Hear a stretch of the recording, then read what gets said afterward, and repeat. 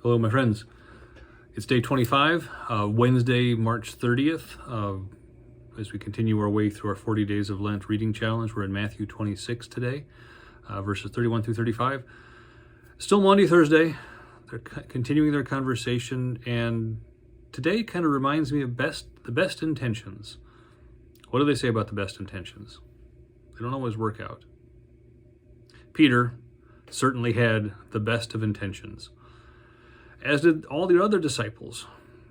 No matter what happens, they say, no matter what happens, Jesus, we will all stick by you. And Peter is the most vocal and always the spokesman, declaring loudly, even if everyone else falls away, I will stay with you, Peter says.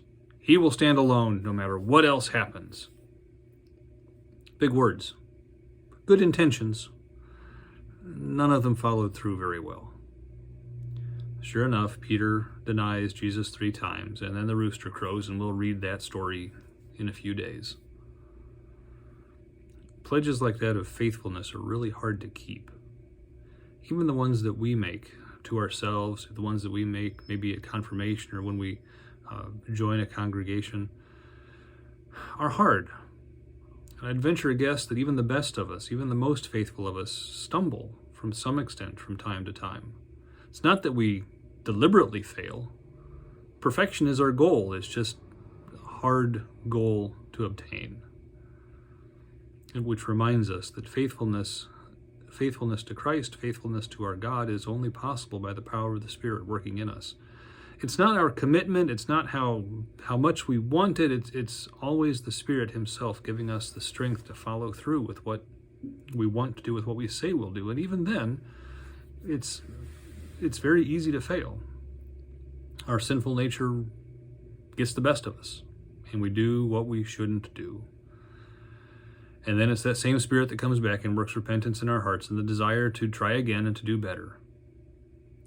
But the best part of this whole thing is no matter what our intentions are, no matter how badly we fail at keeping what we say we're going to do, Christ always receives us back. Despite his 3 denials, and I'm looking ahead a little bit, but despite his 3 denials, Peter ends up as one of the most, if not the most prominent leader in the early church.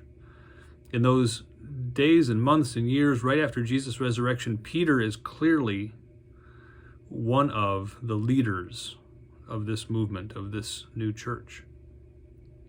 And Peter, in time, is faithful to Christ, even laying down his life because of the confession of Christ's name. We need to remain faithful. But even when we aren't, we're still loved and welcomed back by our God. I think that's maybe the lesson in these words from the disciples today. We'll keep going again tomorrow. I'm glad you joined me in this reading series. Blessings on your day, and we'll talk again.